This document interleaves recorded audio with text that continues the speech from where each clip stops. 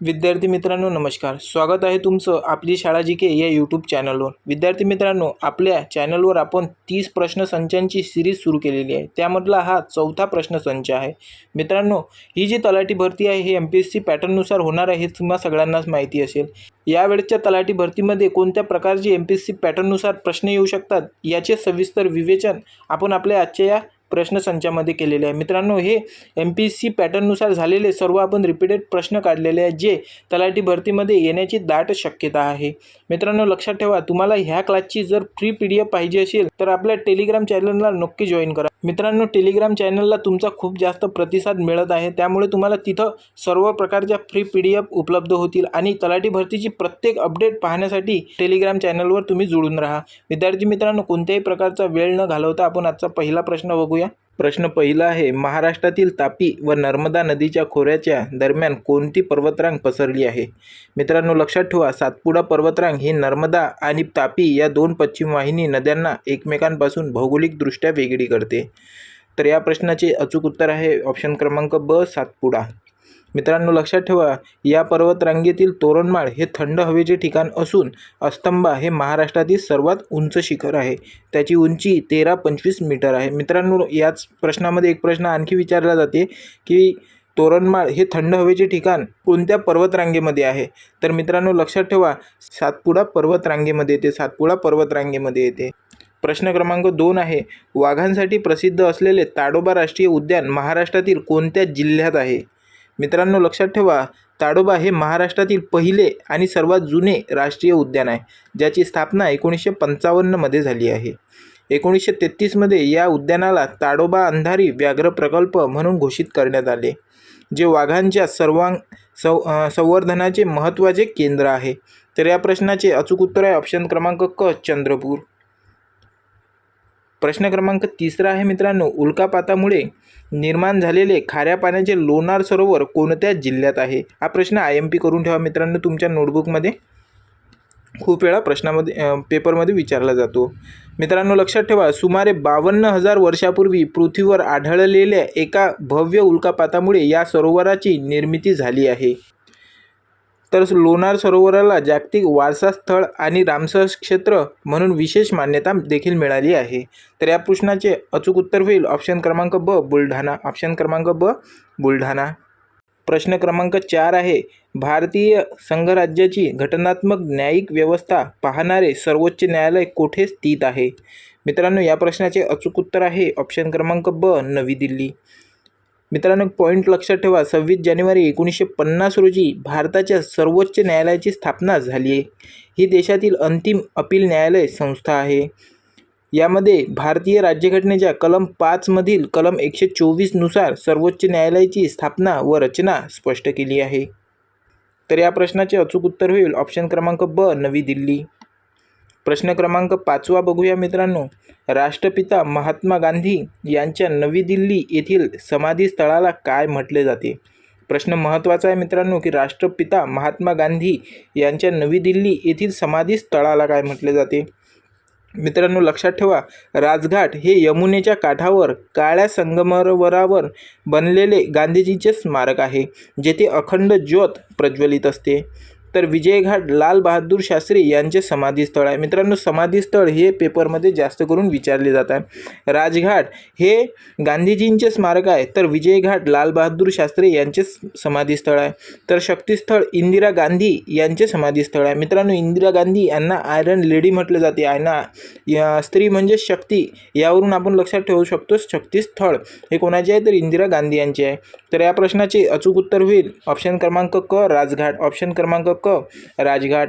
म्हणजेच महात्मा गांधी यांचे समाधी स्थळाचे नाव आहे राजघाट आणि कोठे आहे? तर यमुनेच्या काठावर आहे. ठीक आहे मित्रांनो, पुढचा प्रश्न बघूया. प्रश्न क्रमांक 6 आहे, महाराष्ट्रातील वारकरी संप्रदायाचे श्रद्धास्थान संत ज्ञानेश्वर यांचे समाधीस्थळ कोठे आहे? प्रश्न नीट लक्षात घ्या मित्रांनो, महाराष्ट्रातील वारकरी संप्रदायाचे श्रद्धास्थान संत ज्ञानेश्वर यांचे समाधी स्थळ कोठे आहे? तर मित्रांनो, लक्षात ठेवा, पुणे जिल्ह्यातील इंद्रायणी नदीकाठी वसलेले पुणे जिल्ह्यामध्ये इंद्रायणी नदीकाठी वसलेले आळंदी हे संत ज्ञानेश्वरांनी वयाच्या 21व्या वर्षी जिवंत समाधी घेतली. मित्रांनो लक्षात ठेवा, संत ज्ञानेश्वरांनी वयाच्या 21व्या वर्षी जिवंत समाधी घेतली. तर संत तुकाराम महाराजांचे वास्तव्य देहू येथे होते. संत तुकाराम महाराजांचे वास्तव्य कुठे आहे मित्रांनो? तर देहू येथे आहे. हा खूप वेळा विचारला जाते की तुकाराम महाराजांचे वास्तव्य कुठं? तर देहू येथे आहे. तर पैठण हे संत एकनाथ महाराजांचे कर्मस्थळ समाधी स्थळ आहे. संत एकनाथ महाराजांचे देखील विचारले जाते की कर्मस्थान समाधी स्थळ आहे. ठीक आहे मित्रांनो, पुढचा प्रश्न बघूया. या प्रश्नाचे अचूक उत्तर होईल मित्रांनो पर्याय बी, आळंदी. आळंदी हे या प्रश्नाचे अचूक उत्तर होईल. प्रश्न क्रमांक 7 आहे, संविधानानुसार देशाच्या राष्ट्रपतींना पदावरून दूर करण्याचा कायदेशीर प्रक्रियेला काय म्हणतात? संविधानानुसार देशाच्या राष्ट्रपतींना पदावरून दूर करण्याच्या जी कायदेशीर प्रक्रिया आहे तिला काय म्हणतात? तर मित्रांनो लक्षात ठेवा, भारतीय राज्यघटनेच्या कलम 61 नुसार संविधानाचे उल्लंघन केल्यास राष्ट्रपतीवर महाभियोग चालवला जातो. त्यानंतर ही प्रक्रिया संसदेच्या कोणत्याही एका सभागृहात लोकसभा किंवा राज्यसभा सुरू करता येते व ती पूर्ण करण्यासाठी विशेष बहुमताची गरज असते. तर कलम 61 नुसार मित्रांनो महाभियोग चालवला जातो. कोणावर? तर राष्ट्रपतीवर. आणि ह्या प्रश्नाचे अचूक उत्तर आहे ऑप्शन क्रमांक ब, महाभियोगाद्वारेच राष्ट्रपतींना पदावरून दूर करले जाते. परंतु मित्रांनो त्यांनी अशी घटना केली पाहिजे की जे कायद्याचे उल्लंघन करते, त्यामुळेच त्यांना पदावरून दूर करू शकते. इतर कोणत्याही कारणामुळे त्यांना पदावरून दूर केले जाऊ शकत नाही. प्रश्न क्रमांक 8 आहे, तोरणमाळ हे अतिशय थंड हवेचे पठारी पर्यटन स्थळ महाराष्ट्रातील कोणत्या जिल्ह्यात येते? मित्रांनो लक्षात ठेवा, तोरणमाळ हे थंड हवेचे ठिकाणी महाराष्ट्रातील प्रसिद्ध थंड हवेचे ठिकाणी. हा पॉईंट खूप महत्त्वाचा असतो पेपरच्या दृष्टिकोनातून. त्यानंतर यामध्ये लक्षात ठेवा, सातपुडा पर्वतरांगेच्या 11व्या पर्वत श्रेणीवर नंदुरबार जिल्ह्यात तोरणमाळ वसलेले असून हे अत्यंत शांत व थंड हवेचे ठिकाण आहे. त्यामध्ये एक पॉईंट आणखी लक्षात ठेवा, येथील यशवंत तलाव आणि सीताखाई धबधबा हे पर्यटकांचे मुख्य आकर्षक असून हा आदिवासी समूह जिल्हा आहे.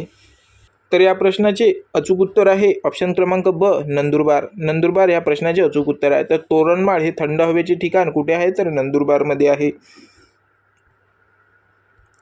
प्रश्न क्रमांक 9 आहे मित्रांनो, मानवी जठरामध्ये अन्नासोबत येणारे जीवाणू मारण्यासाठी कोणते आम्ल स्त्रवते?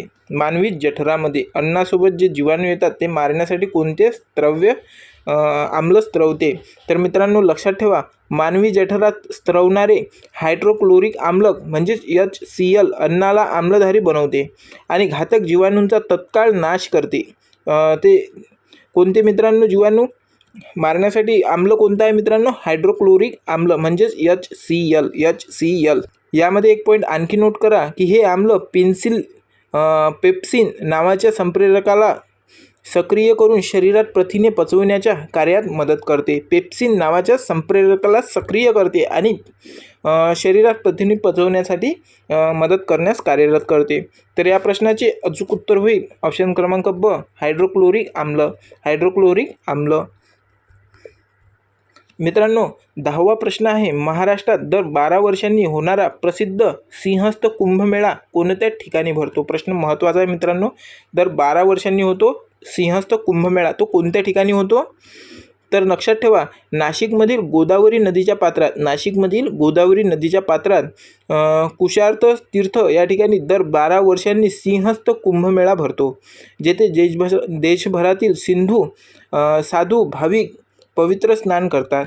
एक पॉईंट आणखी नोट करा की भारतात हरिद्वार म्हणजेच गंगा, प्रयागराज म्हणजेच त्रिवेणी संगम, उज्जैन म्हणजे शिप्री आणि नाशिक येथील गोदावरी या 4 ठिकाणी कुंभमेळ्याचे आयोजन केले जाते. 4 ठिकाणी कोणते आहे मित्रांनो? हरिद्वार, प्रयागराज, उज्जैन आणि नाशिक या 4 ठिकाणी काय केले जाते? तर कुंभमेळ्याचे आयोजन केले जाते.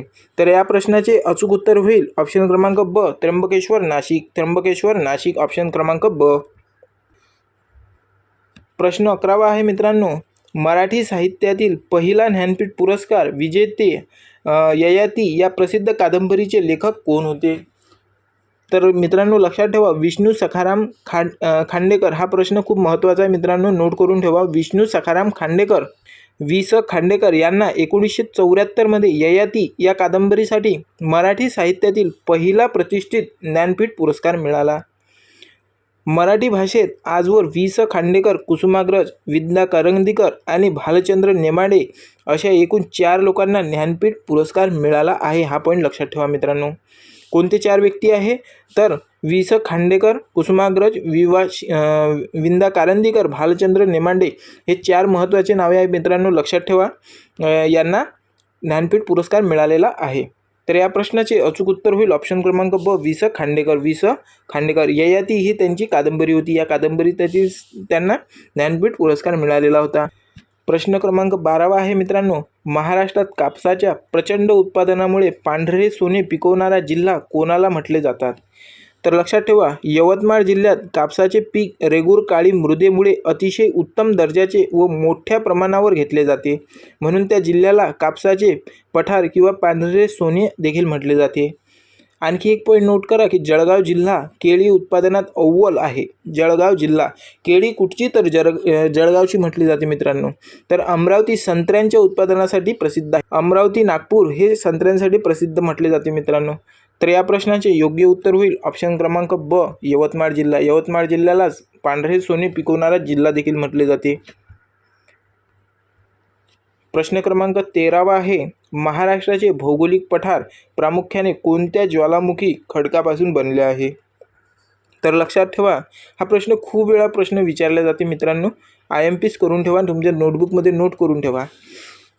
लाखो वर्षापूर्वी दख्खनच्या पठारावर झालेल्या लाव्हाच्या उद्रेकामुळे थंड झालेल्या काळ्या बेसॉल्ट खडकापासून महाराष्ट्राचा 90% पेक्षा जास्त भूभाग तयार झालेला आहे. तर याच बेसॉल्ट खडकाचे हवेमुळे आणि पाण्यामुळे विदारण होऊन अत्यंत सुपीक अशी काळी रेगूर मृदा तयार झाली आहे. तर मित्रांनो लक्षात ठेवा, या प्रश्नाचे योग्य उत्तर होईल ऑप्शन क्रमांक ब, बेसॉल्ट खडकापासून बनलेली आहे. महाराष्ट्र पठार हे बेसॉल्ट खडकापासून बनलेले आहे. प्रश्न क्रमांक 14 आहे मित्रांनो, डॉक्टर बाबासाहेब आंबेडकर यांनी अस्पृश्यतो विरोधी ऐतिहासिक चवदार तळे सत्याग्रह कधी केला? हा पॉईंट महत्त्वाचा आहे मित्रांनो. चवदार तळे सत्याग्रह खूप वेळा पेपरमध्ये विचारलेला आहे. तर लक्षात ठेवा, रायगड जिल्ह्यातील महाड येथील चवदार तळ्याचे पाणी अस्पृश्यांना खुले करण्यासाठी बाबासाहेबांनी हा अभूतपूर्व आणि पाण्याचा सत्याग्रह केला. सामाजिक महत्त्व आहे मित्रांनो. या दिनाचे स्मरण करून भारतात दरवर्षी 20 मार्च हा दिवस सामाजिक सक्षमीकरण दिन म्हणून साजरा केला जातो. तर सामाजिक सक्षमीकरण दिन म्हणून कोणता दिवस साजरा केला जातो असा देखील प्रश्न येऊ शकते. तर या प्रश्नाचे योग्य उत्तर राहील मित्रांनो 20 मार्च. 20 मार्चला काय झाले होते तर चवदार तळे सत्याग्रह झाले होते. या कारणामुळे सामाजिक सक्षमीकरण दिन हा साजरा केला जातो. तर या प्रश्नाचे योग्य उत्तर होईल ऑप्शन क्रमांक ब, 20 मार्च 1927. तारीख लक्षात ठेवा मित्रांनो. तारीख खूप वेळा विचारली जाते की 20 मार्च 1997 ही जोड्या लावा देखील मध्ये विचारले जाऊ शकते हा प्रश्न, की एका बाजूने सत्याग्रह आणि एका बाजूने त्याची तारीख अशी विचारले जाऊ शकते. त्यामुळे हा पॉईंट खूप महत्त्वाचा आहे, तुमच्या नोटबुकमध्ये नोट करून ठेवा. प्रश्न क्रमांक 15 आहे मित्रांनो, निसर्गातील मृत पाण्याचे सांडणारे अवशेष खाणारे गिधाड खालीलपैकी कोणत्या प्रकारात मोडतात?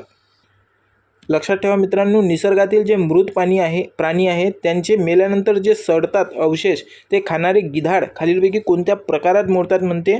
तर लक्षात ठेवा, गिधाड हे मृत आणि कुजणाऱ्या प्राण्यांचे मांस खाऊन परिसर स्वच्छ ठेवतात, म्हणून त्यांना निसर्गाचे नैसर्गिक विघटक मानले जातात.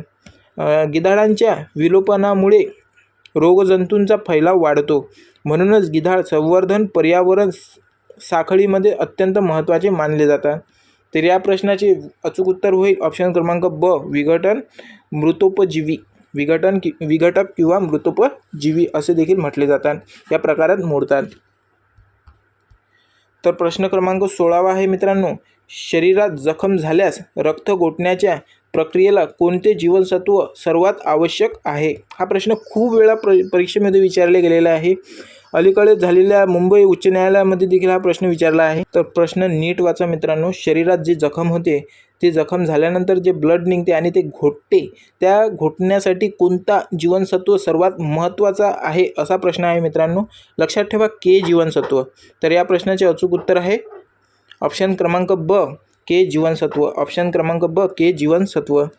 तर लक्षात ठेवा, यकृतामध्ये प्रोथ्रोम्बिन नावाचे प्रथिन तयार करण्यास मदत करते, जे रक्तातील गाठ बांधण्यास अत्यंत आवश्यक असते. शरीरात के जीवनसत्वाची कमतरता असल्यास छोटीशी जखम जरी झाली तरी रक्तस्राव थांबवता येत नाही, ज्याला हिमोग्लोबिनचे लक्षण मानले जाते. तर लक्षात ठेवा, या प्रश्नाचे योग्य उत्तर आहे ऑप्शन क्रमांक के, ऑप्शन क्रमांक ब के जीवनसत्व.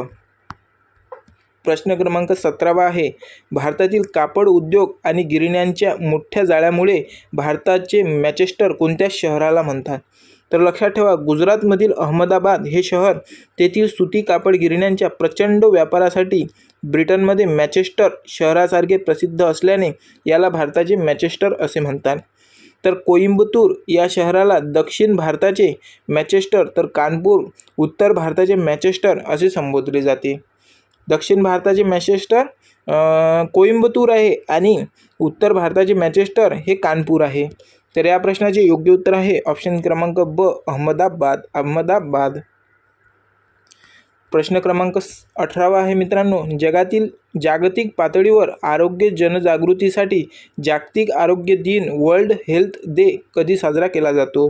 तर लक्षात ठेवा, 7 एप्रिल 1948 रोजी संयुक्त राष्ट्रसंघाची जागतिक आरोग्य संघटना WHO ची स्थापना झाली. कधी झाली? तर 7 एप्रिल 1948. WHO वर खूप वेळा प्रश्न विचारले गेलेले आहेत मित्रांनो. त्याची स्थापना, त्याचे मुख्यालय, हा प्रश्न खूप वेळा विचारला जात असतो. तर याची तारीख आहे 7 एप्रिल 1948 रोजी स्थापना झाली. त्यामुळे हा दिवस आरोग्य दिन म्हणून साजरा केला जातो. तर जागतिक आरोग्य संघटनेचे WHOचे मुख्यालय जिनेव्हा, स्वित्झर्लंड येथे स्थित असून ते संपूर्ण जगाच्या आरोग्यावर नियंत्रण ठेवते. कुठे आहे जागतिक आरोग्य संघटनेचे मुख्यालय? तर स्वित्झर्लंड, जिनेव्हा येथे WHOचे मुख्यालय आहे. तर या प्रश्नाचे अचूक उत्तर होईल ऑप्शन क्रमांक ब 7 एप्रिल. 7 एप्रिल तारीख होती मित्रांनो 7 एप्रिल 1948. ठीक आहे मित्रांनो, पुढचा प्रश्न बघूया. प्रश्न क्रमांक 19 आहे, पुण्यात 24 सप्टेंबर 1873 रोजी पुण्यात 24 सप्टेंबर 1873 रोजी सत्यशोधक समाज या पुरोगामी संस्थेची स्थापना कोणी केली? सत्यशोधक समाज या पुरोगामी संस्थेची स्थापना कोणी केली? व्हेरी IMP क्वेश्चन करून ठेवा मित्रांनो. हा मित्रांनो लक्षात ठेवा की शूद्र व अतिशूद्र समाजाला अन्यायापासून आणि धार्मिक गुलामगिरीतून मुक्त करण्यासाठी महात्मा फुले यांनी या संस्थेची स्थापना केली. तर या संघटनेचं ब्रीदवाक्य होतं, सर्वच साक्षी जगतपती त्याला नकोच मध्यस्थी. हे या समाजाचे मुख्य ब्रीदवाक्य होते, ज्याने पुरोहितांच्या मध्यस्थीला कडाडून विरोध केला. तर या प्रश्नाचे अचूक उत्तर होईल ऑप्शन क्रमांक ब महात्मा ज्योतिराव फुले, महात्मा ज्योतिराव फुले. प्रश्न क्रमांक 20 आहे मित्रांनो, पृथ्वीच्या स्वतःच्या अक्षाभोवती फिरण्याच्या गतीला शास्त्रीय भाषेत काय म्हटले जाते? तर मित्रांनो लक्षात ठेवा, पृथ्वी स्वतःभोवती फिरते त्याला परिवलन म्हणतात. स्वतःभोवती जेव्हा फिरते त्याला परिवलन म्हणतात, ज्यामुळे दिवस आणि रात्र घडून येते. ही प्रक्रिया पूर्ण होण्यास 24 तास लागतात. तर मित्रांनो एक पॉईंट आणखी लक्षात ठेवा, जेव्हा पृथ्वी सूर्याभोवती फेऱ्या मारते म्हणजे दुसऱ्या भोवती फिरते त्याला परिभ्रमण म्हणतात. स्वतःभोवती फिरते त्याला परिवलन, दुसऱ्या भोवती फिरते तेव्हा परिभ्रमण, ज्यामुळे ऋतू बदलतात आणि हे पूर्ण होण्यास 365 दिवस लागतात. तर या प्रश्नाचे अचूक उत्तर आहे ऑप्शन क्रमांक ब परिवलन, ऑप्शन क्रमांक ब परिवलन. प्रश्न क्रमांक 21 आहे मित्रांनो, इस्रोचे रॉकेट प्रक्षेपणाचे मुख्य ठिकाण सतीश धवन अवकाश केंद्र कोठे आहे? तर मित्रांनो लक्षात ठेवा, श्रीहरिकोटा हे आंध्र प्रदेश राज्यातील नल्लोर जिल्ह्याजवळ पुलिकत तलावाच्या किनारी वसलेले बेट असून येथे भारताचे उपग्रह सोडले जाते. आणि इस्रोचे माजी अध्यक्ष सतीश धवन यांच्या निधनानंतर 2002 मध्ये या स्पेस सेंटरला त्याचे नाव देण्यात आले. कधी देण्यात आले? तर 2002 मध्ये देण्यात आले, सतीश धवन प्रक्षेपण अवकाश केंद्र. तर मित्रांनो लक्षात ठेवा, या प्रश्नाचे अचूक उत्तर होईल ऑप्शन क्रमांक ब श्रीहरिकोटा, श्रीहरिकोटा. प्रश्न क्रमांक 22 आहे मित्रांनो, प्राचीन पाषाण कोरीवकाम असणाऱ्या प्रसिद्ध घारापुरी लेण्या कोणत्या जिल्ह्यात आहेत? तर मित्रांनो लक्षात ठेवा, घारापुरी हे अरब समुद्रात मुंबई गेटवे ऑफ इंडियापासून साधारणतः 10 किलोमीटर अंतरावर रायगड जिल्ह्यातील उरण तालुक्यात असलेले बेट आहे. तर येथील त्रिमूर्ती सदाशिव शिल्प जगप्रसिद्ध असून 1987 मध्ये या लेण्यांना युनेस्को जागतिक वारसा स्थळाच्या यादीमध्ये दर्जा मिळाला. तर या प्रश्नाचे अचूक उत्तर होईल ऑप्शन क्रमांक ब, रायगड. प्रश्न क्रमांक 23 आहे मित्रांनो, स्वतंत्र भारताची पहिली अणुभट्टी अप्सरा कोणत्या भाभा अणुशक्ती केंद्रात उभारण्यात आली? लक्षात ठेवा मित्रांनो की स्वतंत्र भारताची पहिली अणुभट्टी कोणती होती, तर अप्सरा ही कोणत्या भाभा अणुशक्ती केंद्रात उभारण्यात आली? तर लक्षात ठेवा की 4 ऑगस्ट 1956 रोजी डॉक्टर होमी भाभा यांच्या मार्गदर्शनाखाली टॉम्बे म्हणजेच मुंबई येथील भाभा अणुसंशोधन केंद्रात BARC आशियातील पहिली अणुभट्टी अप्सरा कार्यरत झाली. या अणुभट्टीसाठी युनायटेड किंगडम म्हणजेच UK कडून समृद्ध युरेनियमचा पुरवठा करण्यात आला होता त्यावेळेस मित्रांनो. तर या प्रश्नाचे अचूक उत्तर होईल ऑप्शन क्रमांक ब, तुर्भे म्हणजे ट्रॉम्बे मुंबई या ठिकाणी. प्रश्न क्रमांक 24 आहे मित्रांनो, विविध रासायनिक आणि पाचक कार्य करणारी मानवी शरीरातील सर्वात मोठी ग्रंथी कोणती? तर लक्षात ठेवा मित्रांनो की हा प्रश्न खूप महत्त्वाचा आहे. विविध रासायनिक आणि पाचक कार्य करणारी मानवी शरीरातील सर्वात मोठी ग्रंथी कोणती? तर लक्षात ठेवा यकृत ही मानवी शरीरातील 1.5 किलो वजनाची सर्वात मोठी ग्रंथी आहे. कोणती आहे तर यकृत आहे. सर्वात मोठी ग्रंथी मानवी शरीरातली यकृत आहे. तिचं वजन आहे 1.5 किलो. त्यानंतर मित्रांनो एक पॉईंट आणखी लक्षात ठेवा, यकृत ही रक्तातील ग्लुकोजचे प्रमाण नियंत्रण करते आणि शरीरातील विषारी पदार्थांचे विसर्जन करून रक्ताचे शुद्धीकरण करते. ठीक आहे मित्रांनो. प्रश्न क्रमांक 25 आहे मित्रांनो, भारताचे पहिले राष्ट्रीय उद्यान जिम कॉर्बेट राष्ट्रीय उद्यान कोणत्या राज्यात स्थित आहे? मित्रांनो लक्षात ठेवा की 1936 मध्ये स्थापन झालेल्या या उद्यानाला पूर्वी हेली नॅशनल पार्क म्हटले जायचे. नंतर त्याला प्रसिद्ध शिकारी व निसर्गप्रेमी जिम कॉर्बेट यांचे नाव देण्यात आले. आणखी एक पॉईंट नोट करून ठेवा मित्रांनो, 1973 मध्ये भारतात प्रकल्प व्याघ्र प्रोजेक्ट टायगरचे सर्वात पहिली सुरुवात याच राष्ट्रीय उद्यानातून झाली. तर या प्रश्नाचे अचूक उत्तर होईल ऑप्शन क्रमांक बी, उत्तराखंड. ऑप्शन क्रमांक बी, उत्तराखंड. कोठे तर जिम कॉर्बेट राष्ट्रीय उद्यान उत्तराखंड जिल्ह्यामध्ये आहे, उत्तराखंड राज्यामध्ये येते मित्रांनो. ठीक आहे. पुढचा प्रश्न बघूया. प्रश्न क्रमांक 26 आहे, छत्रपती शिवाजी महाराजांचा ऐतिहासिक राज्याभिषेक सोहळा कोणत्या वर्षी आणि कोणत्या किल्ल्यावर झाला? हा प्रश्न खूप महत्त्वाचा आहे मित्रांनो, लक्षात ठेवा, तुमच्या नोटबुकमध्ये नोट करून ठेवा. छत्रपती शिवाजी महाराजांचा ऐतिहासिक राज्याभिषेक सोहळा कोणत्या वर्षी आणि कोणत्या किल्ल्यावर झाला? मित्रांनो लक्षात ठेवा, 6 जून 1974 रोजी रायगड किल्ल्यावर गागा भट्ट या विद्वानांच्या हस्ते शिवरायांचा राज्याभिषेक झाला आणि त्यांनी छत्रपती ही पदवी धारण केली. मित्रांनो एक पॉईंट आणखी लक्षात ठेवा, या सोहळ्याच्या निमित्ताने राज्याभिषेक ही नवीन कालगणना सुरू करण्यात आली आणि शिवराई हे सोन्याचे नाणे पाडण्यात आले. तर या प्रश्नाचे अचूक उत्तर होईल ऑप्शन क्रमांक ब, 1674 रायगड येथे 1674 मध्ये झाले आणि रायगड किल्ल्यावर झाले. प्रश्न क्रमांक 27 आहे मित्रांनो, कोकण किनारपट्टीच्या तीव्र उतारावरून पश्चिमेकडे वाहणाऱ्या नद्या कोणत्या प्रकारच्या आहेत? प्रश्न लक्षात ठेवा मित्रांनो, कोकण किनारपट्टीच्या तीव्र उताराकडून पश्चिमेकडे वाहणाऱ्या ज्या नद्या आहेत त्या कोणत्या प्रकारच्या आहेत? तर लक्षात ठेवा, वैशिष्ट्य आहे याचं की सह्याद्रीच्या तीव्र कडावरून कोकण नद्या उगम पावून थेट पश्चिमेकडे अरबी समुद्राला मिळतात. या नद्या अत्यंत वेगाने वाहतात आणि त्यांची लांबी देखील खूप कमी असते. एक पॉईंट आणखी नोट करा मित्रांनो, उल्हास, वैतरणा, सावित्री, शास्त्री आणि तेरेखोल या कोकणातील प्रमुख पश्चिम वाहिनी नद्या आहेत. तर या प्रश्नाचे अचूक उत्तर आहे ऑप्शन क्रमांक ब, पश्चिम वाहिनी. ऑप्शन क्रमांक ब, पश्चिम वाहिनी. प्रश्न क्रमांक 28 आहे मित्रांनो, टाटा हायड्रो इलेक्ट्रॉनिक्सच्या सहकार्याने आशियातील पहिले जलविद्युत केंद्र कोठे सुरू झाले? तर लक्षात ठेवा मित्रांनो, 1915 मध्ये एन टाटा यांच्या पुढाकाराने रायगड जिल्ह्यातील खापोली येथे आशियातील पहिले व्यावसायिक जलविद्युत प्रकल्प सुरू करण्यात आले.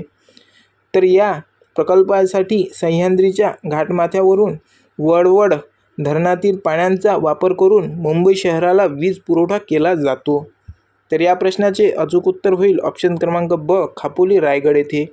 खापोली रायगड येथे सुरू झाले. प्रश्न क्रमांक 29 आहे मित्रांनो. ग्रामीण स्वावलंबन व स्वच्छतेचा संदेश देणारा ग्रामगीता हा प्रसिद्ध ग्रंथ कोणी लिहिला? तर लक्षात ठेवा, राष्ट्रसंत तुकडोजी महाराजांनी ग्रामगीता ग्रंथाद्वारे स्वच्छतेचे महत्त्व, सामूहिक प्रार्थना आणि स्वावलंबी गावाची रचना सध्या मराठी ओव्यांमधून मांडली. त्यांनी अमरावती जिल्ह्यातील मोझरी येथे गुरुकुंज आश्रम स्थापन केले होते, जो त्यांच्या समाजसुधारणांचा कार्याचे मुख्य केंद्र होते. तर या प्रश्नाचे अचूक उत्तर होईल ऑप्शन क्रमांक ब, राष्ट्रसंत तुकडोजी महाराज. राष्ट्रसंत तुकडोजी महाराज. प्रश्न क्रमांक 30 आहे मित्रांनो. आजच्या क्लासचा शेवटचा प्रश्न आहे. स्वतंत्र भारताच्या पहिल्या मंत्रिमंडळातील सर्वात पहिले शिक्षण मंत्री कोण होते? स्वतंत्र भारताच्या पहिल्या मंत्रिमंडळातील सर्वात पहिले शिक्षण मंत्री कोण होते? मित्रांनो लक्षात ठेवा, मौलाना आझाद यांनी 1948 ते 1958 या कालावधीत पहिले शिक्षण मंत्री म्हणून काम पाहिले. त्यांनी IIT आणि UGCची पायाभरणी केली. ज्यांच्या जन्मदिनाचे 11 नोव्हेंबर राष्ट्रीय महत्त्व ओळखून भारतात दरवर्षी हा दिवस राष्ट्रीय शिक्षण दिन म्हणून पाळला जातो. तर या प्रश्नाचे योग्य उत्तर होईल ऑप्शन क्रमांक बी, मौलाना अब्दुल कलाम आझाद. मित्रांनो हे होते आजचे 30 प्रश्न. तुम्हाला यापैकी कोणते प्रश्न जड गेले आणि कोणते प्रश्न महत्त्वाचे वाटले हे कमेंट बॉक्समध्ये नक्की सांगा. या व्हिडिओची पूर्ण फ्री PDF मिळवण्यासाठी मित्रांनो टेलिग्राम चॅनल आपल्या डिस्क्रिप्शन बॉक्समध्ये दिलेला आहे, ते जॉईन करा. तुमचा खूप सारा प्रतिसाद आपल्याला टेलिग्राम चॅनलवर देखील मिळत आहे मित्रांनो. आणि या प्रकारचा कोणताही व्हिडिओ तलाठी भरतीची अपडेट तुमच्यापासून मिस होणार नाही यासाठी तुम्ही आत्ताच तलाठी भरतीचे आपली शाळा GK या चॅनलला आत्ताच जॉईन करा मित्रांनो. तोपर्यंत आपण पुढचा व्हिडिओ नक्कीच लवकरच अपलोड करूया. तोपर्यंत तुम्ही अभ्यास करा मित्रांनो, रिव्हिजन करा. या क्लासची पुन्हा रिव्हिजन करा. या अगोदरचे जर प्रश्नपत्रिकेचे संच तुम्ही अगोदरचे 1, 2, 3 असे 3 प्रश्नपत्रिकेचे संच आपण अपलोड केलेले आहेत, ते जर तुम्ही पाहिले नसेल तर ते देखील व्हिडिओ तुम्ही बघून घ्या. ते पण आपल्या डिस्क्रिप्शन बॉक्समध्ये मिळून जातील तुम्हाला. पुन्हा भेटूया मित्रांनो पुढच्या व्हिडिओमध्ये. तोपर्यंत अभ्यास करा. परीक्षेसाठी ऑल द बेस्ट मित्रांनो. ठीक आहे, सातत्य ठेवा. फक्त परीक्षेसाठी खूप महत्त्वाचं आहे सातत्य. ठीक आहे मित्रांनो, पुढच्या व्हिडिओमध्ये भेटूया. तोपर्यंत धन्यवाद. जय हिंद.